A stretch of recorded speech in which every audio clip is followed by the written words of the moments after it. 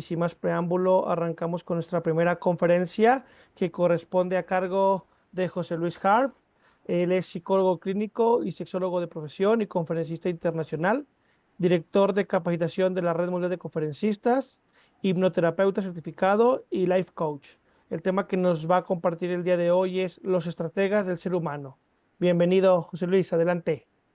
Muchísimas gracias por tan generosa presentación.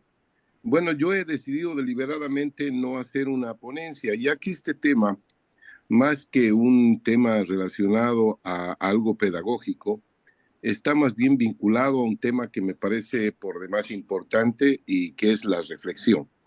Al igual que nuestro querido amigo Javier ayer hizo una interesantísima reflexión, pues yo desde otra perspectiva, con los elementos que me parecen importantes, haría una otra reflexión.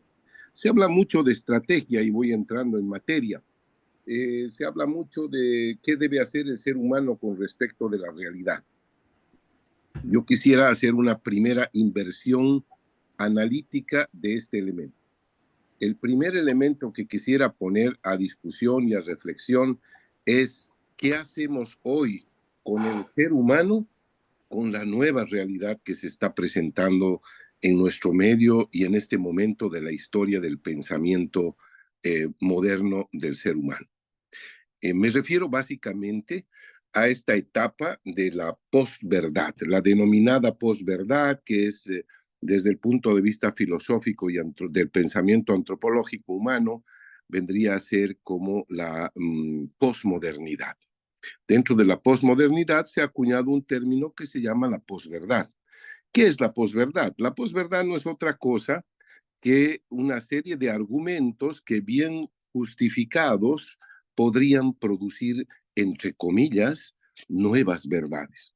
Es decir, el hombre casi por 2000 años o mucho más, si tomamos como referencia a las culturas preestablecidas antes de lo que es la era contemporánea o la era moderna, diríamos que el pensamiento humano siempre ha estado en busca de la verdad. Resulta que hace aproximadamente un año o 6 meses atrás apareció este concepto de lo que es la inteligencia artificial, donde muchos de los paradigmas de lo que se buscaba como verdad han quedado en el camino. Es decir, hoy se produce verdades a gusto y sabor de quien así lo necesite y lo desee. Pero eso no es el problema de fondo. El problema de fondo es que el ser humano, con estos avances tecnológicos, está quedando un poco a la intemperie con respecto de los mecanismos de control que tenía antes de la realidad. Las grandes academias, las grandes universidades eran promotores de la verdad. La verdad casi era una sola. Había la verdad espiritual, por un lado, y había la verdad científica. Muchas veces estas verdades confluían y confluyen aún. Sin embargo, hoy cualquier elemento puede ser tomado como un elemento de sustitución de esa verdad. Si mañana yo afirmo que los hombres calvos tenemos un mayor alto grado de inteligencia, lo justifico emocional y afectivamente con algunos argumentos que podría arrancar de los pelos, valga la metáfora, y definitivamente podría justificar, seguramente que en las redes y en las métricas yo podría tener muchos likes y mucha gente podría decir, sí, los calvos somos más inteligentes. Nada más alejado de la realidad, pero se estaría produciendo una nueva verdad que consumirían determinado tipo de personas. Esto es lo que yo llamo un estado de indefección del ser humano respecto de la realidad y de lo que antes se cultivaba como la verdadera estructura de la verdad. Han habido 3 crisis y estamos en la 4ª crisis.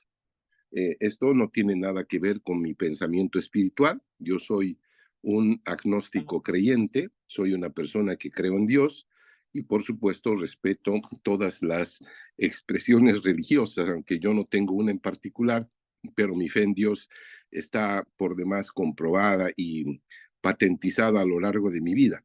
Sin embargo, yo diría que apoyándome un poco en el modelo científico, diría que han habido 3 grandes golpes narcisistas a la humanidad.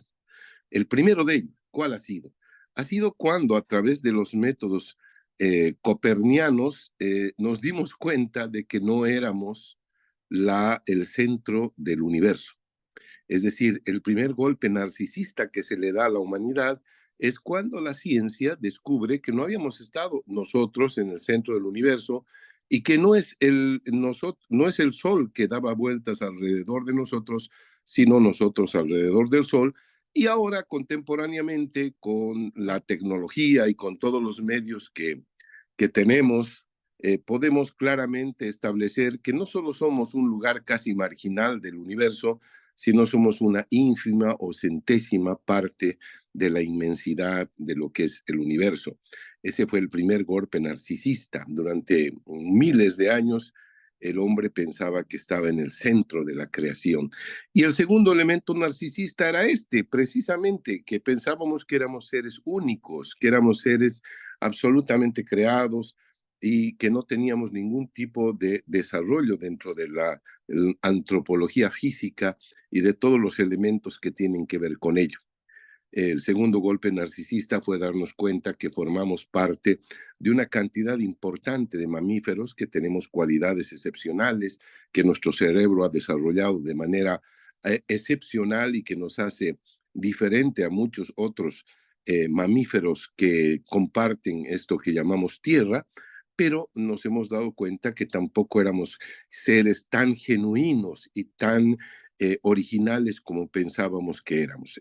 Hay una gran experiencia científica al respecto y que puede dar cuenta de nuestro grado de evolución. Ese fue el segundo golpe narcisista. El tercer golpe narcisista ya fue más contemporáneamente, bueno, este segundo lo dio Darwin, y más contemporáneamente llegamos a establecer, por ejemplo, que esto que llamamos conciencia no había sido lo que rige nuestra conducta. Como yo vengo del psicoanálisis, soy psicoanalista de profesión, podría decir, bueno, se dio la vuelta como un calcetín, haciendo notar, y Freud lo hizo en su momento, de que la conducta humana en realidad estaba entrañada en estructuras más inconscientes, que el inconsciente era lo que dominaba en realidad la conducta del ser humano, que el ser humano no era lo que se veía que hacía, sino más bien era lo que no se veía que hacía. Entonces, definitivamente, este es uno de los elementos del tercer golpe narcisista que recibió la humanidad como tal. Y este cuarto, que no es menos impactante y sobre el cual hoy estoy hablando con ustedes, es el que está relacionado a que ya no somos solamente los únicos que podemos producir inteligencia. No voy a satanizar la inteligencia artificial. La inteligencia artificial tiene muchísimos beneficios y forma parte de este desarrollo del ser humano en todo lo que significa su evolución y su línea de pensamiento. Qué gran orgullo saber que el ser humano ha sido capaz de producir la inteligencia artificial, pero hay algunos límites que tenemos que ir considerando. Y como ahora todo esto es nuevo, resulta de que esos límites todavía no están del todo configurados. Y resulta de que hay muchas cosas que podrían salir, por lo menos en este proceso de ajuste de la humanidad, hasta que nos familiaricemos con lo que es la inteligencia artificial y le demos el uso que todos queremos que se le dé, que es un uso de beneficio. Hay que señalar que gracias a la inteligencia artificial vamos a poder incrementar nuestros conocimientos, vamos a poder focalizar más en temas específicos, vamos a poder acumular más rápido conocimiento, vamos a poder seleccionar más rápido el conocimiento. En mi época, cuando alguien tenía que averiguar el origen de una palabra, tenía que dirigirse a la biblioteca, a tratar de conseguir, si es que no tenía un diccionario a mano o si necesitaba un diccionario más especializado, teníamos que ir allí. Hoy no, hoy tenemos en la mano una computadora que está calumniada por teléfono, en realidad de teléfono ya no tiene mucho, en realidad es un mecanismo virtual de realización del ser, de intercomunicación, es una nave que tenemos en la mano que podemos, por tanto, navegar. Pero sumándole a esto la inteligencia artificial, hoy podemos no solamente tener la capacidad de navegar, sino tener la capacidad también de perdernos y extraviarnos. Y este es el tiempo histórico al cual yo quería hacer la reflexión. Hoy la inteligencia artificial, con todo lo bueno que nos puede traer, también nos puede traer algunos aspectos de carácter conflictivo. He señalado algunos temas que podrían dificultar la estrategia del ser humano. Por eso le he puesto ese nombre, los estrategas humanos. Yo recuerdo un pequeño cuento de Ray Bradbury, uno de los más importantes literatos norteamericanos de ciencia ficción. Tiene un texto que se llama Resistencia Humana. Hace más de 70, 80 años, Ray Bradbury había anticipado que lo que iba a quedar entre los humanos era un grupo que se resista a perder el concepto de la humanidad, que se resista a perder esta idea de ser seres genuinos, irrepetibles, sensibles, emocionales, afectivos, comunitarios, empáticos, complacientes, padres, madres, hijos, toda esta relación de carácter emocional y humana que nos hace tan originales. Y que más bien, a través de este tipo de desarrollos tecnológicos y la focalización en la tecnología más que en el ser humano, íbamos a ir perdiendo los rasgos de la humanidad. Y este espectacular literato hablaba de la resistencia humana. Entonces, hoy por hoy, los estrategas ya no tienen que preocuparse de qué vamos a hacer con la realidad. La preocupación de los estrategas humanos hoy tiene que ser qué vamos a hacer nosotros con esta realidad que se nos está planteando. Por ejemplo, cómo vamos a poder evitar la manipulación a través de las redes sociales, las métricas. Hoy hemos visto en las elecciones políticas en varios países que hay distorsionadores de la realidad, que la tecnología hoy puede sustituir conceptos de la realidad y pueda hacer generar valores que no necesariamente son valores, pero que hayan podido sacar ventaja de uno o de otro candidato. De política no voy a hablar. Estoy hablando en general de los mecanismos tecnológicos que están en el mercado, por ejemplo, en el mercado del marketing político. Hoy tenemos la capacidad de manipular con productos, con la mercadotecnia. Hoy podemos mostrar productos que dicen ser altamente beneficiosos y que sin embargo no lo son. Este es uno de los elementos sobre los cuales tiene que defenderse la humanidad, lo que nos queda de seres humanos. Otro elemento importante es la desinformación. En los ambientes espirituales, religiosos, vemos mucha desinformación a favor y en contra. Es decir, tratando de argumentar sobre la presencia del Creador, pero también tratando de menguar la importancia de lo que ha sido la creación, de lo que ha sido todos estos elementos simbólicos que forman parte de nuestra antropología cultural. Estos elementos desinformativos en la educación, en la salud, en la alimentación, en todos estos aspectos, nos ponen en condición de víctimas, en condición de indefensos. No sabemos cuál es la verdad. No sabemos si tal medicamento realmente es positivo para nuestra salud o es negativo para la misma. Durante años se ha hablado de que el huevo produce el colesterol y hoy salen estudios no muy bien fundamentados, pero salen con un cierto grado de argumentación a decir que la maravilla del mundo es el huevo. Entonces, y como estos, hay infinidad de elementos, no solamente en el tema alimenticio, en el tema de salud. Acuérdense ustedes lo que pasó con la pandemia. Acuérdense ustedes cuando teníamos el COVID-19 en las puertas de nuestras casas o dentro de nuestras casas. Qué infinidad de factores, de manipulaciones, de subjetividades, de pérdidas de contacto con la realidad, de mistificaciones de la realidad, de ideas fantasiosas se tuvieron que tragar las familias buscando sobrevivir ante el mal. Entonces, todo esto nos está demostrando que la desinformación puede ser uno de los sujetos más importantes. Otro es la enajenación del ser.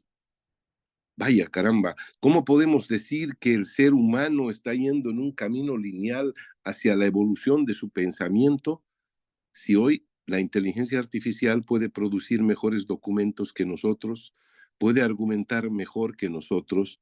Ya sé que no lo puede hacer solo, ya sé que tiene una mano que todavía mueve la cuna, pero también sé que mucha gente está recurriendo y está enajenando la estructura del ser humano. Hay una enajenación del individuo con respecto de su propia antropología filosófica, de su propia razón de ser aquí en lo que llamamos tierra y lo que llamamos universo.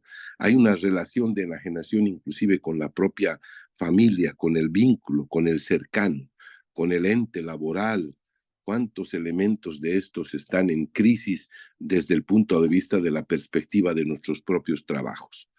Otro elemento importante es el mal uso de la aplicación de todo esto. Y ya me he referido cuando hablaba de la manipulación. Pero aparte de la manipulación, del cambio, que manipular significa tomar con las manos, es decir, significa hurgar, significa cambiar, también es importante hablar de que puede haber un mal uso, que esta tecnología nos podría llevar a un mal uso de lo que significa el desarrollo de estas tecnocracias y nos podría llevar a unas tecnofilias espirituales, emocionales y existenciales que podrían ser factores importantes. También existe la automatización del ser. Hoy al individuo, al trabajador, ya se lo va a poder juzgar con respecto de muchos elementos que tienen que ver con su rendimiento. Ahora el sujeto está supeditado a las capacidades de la inteligencia artificial. Muchas profesiones serán sustituidos, muchos trabajos que antes formaban parte del intelecto y de la relación emocional y cognitiva del sujeto, que formaban parte de sus capacidades y habilidades instaladas, hoy han quedado relativizadas. Y ese es un elemento que seguramente va a poder llevar adelante. Otro elemento es la guerra informática. Estamos viviendo una guerra informática. Estamos viviendo una capacidad de inseguridad en el ser humano. Cuando dicen, no sé si todos están enterados, pero hace 2 días hablaban de unos drones en New Jersey, y se conmovía la opinión pública norteamericana. ¿Qué son esos drones? ¿Qué son? Es una guerra informática. ¿Eran rusos? ¿Eran extraterrestres? ¿Eran ucranianos? ¿De dónde eran? ¿Eran musulmanes? ¿Eran latinos? ¿Eran enemigos del Estado norteamericano? ¿O eran más bien amigos? ¿O forman parte de la infraestructura militar? Todo un momento de especulaciones y de guerras informáticas, psicológicas que afectan al ser humano y que lo perturban de la idea fundamental de la espiritualidad. Este es uno de los elementos importantes. El otro lado es que vamos a estar también hipervigilados. Hoy por hoy se ve la hipervigilancia, no hay cámara, no hay lugar donde no haya cámara.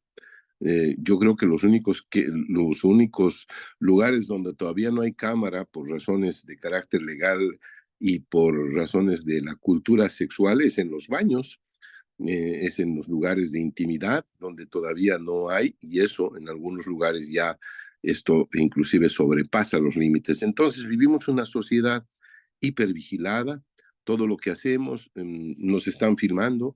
Ustedes han podido ver los elementos aleatorios, todo esto de la métrica, que es, digamos, el encriptamiento de aspectos. Si usted mañana le dice cerca a su teléfono, quiero tomar agua, quiero tomar agua, para pasado va a tener usted una cantidad de anuncios sobre diferentes tipos de agua. Le van a ofrecer filtros de agua, le van a ofrecer botellas de agua, le van a ofrecer alcalinas, con electrolitos, sin electrolitos, etcétera, etcétera. Estamos hipervigilados. Ya nuestra intimidad y nuestros aspectos internos han dejado de ser internos. Entonces, ese es otro elemento, es una irreverencia cognitiva. Hoy es tan inmenso el pensamiento y el apoyo que nos puede dar la inteligencia artificial que ya casi no es necesario estudiar, que uno podría fácilmente. ¿Cuántos arquitectos, cuántos abogados, cuántos psicólogos, cuántos médicos se han quemado las pestañas estudiando, buscando dar un mejor examen? Y hoy toda esa información te la puede producir un mecanismo especializado en inteligencia artificial, te puede generar memoriales, te puede aplicar una test para ver si tu salud mental es la adecuada o no. Puedes aplicar diferentes herramientas sobre lo que es el Teen Tools, las arquitecturas, los modelos gráficos en materia de ingenierías y arquitecturas, que antes las tenías que hacer a mano, tenías que hacer el cálculo. Hoy el cálculo ya viene impreso, ya viene inmerso en lo que es el trabajo. Y por último, yo diría que esa irreverencia cognitiva nos lleva a un doble discurso. La humanidad está entrando en un doble discurso. En esto que llamamos fe del discurso, es decir, algo que busca la verdad, algo que busca presentarse como algo real y objetivo, y esto que llamamos también lo que es la nueva versión del elemento fundamental que es la verdad. Esta nueva religión, que no debería tener ni siquiera ese título, que yo le doy el elemento de relatividad, nos está comprometiendo a que busquemos la forma de buscar una hiperracionalidad. Es decir, nosotros tenemos que buscar el mecanismo. Pasarán muchos años hasta que esto se ajuste. No creo que sea esta generación la que ajuste todos estos elementos. Creo que vamos a vivir una interfase en todo esto donde todavía vamos a tener que reglamentar, vamos a tener que evolucionar con respecto del manejo de la inteligencia artificial, vamos a tener que controlar la inteligencia artificial. Y lo más importante, y termino con esto, sé que estoy en tiempo, el ser humano tiene que seguir adelante. Ni siquiera la inteligencia artificial, este cuarto golpe de nuestro narcisismo va a ser suficiente para que el ser humano no siga adelante. Por lo pronto, hay dos cosas que hacer: no perder la cabeza, no perder el corazón y la fe en Dios, y lo más importante, no perder la esperanza en esta humanidad que da cuenta de todos nosotros. Muchas gracias, muy gentiles por su atención.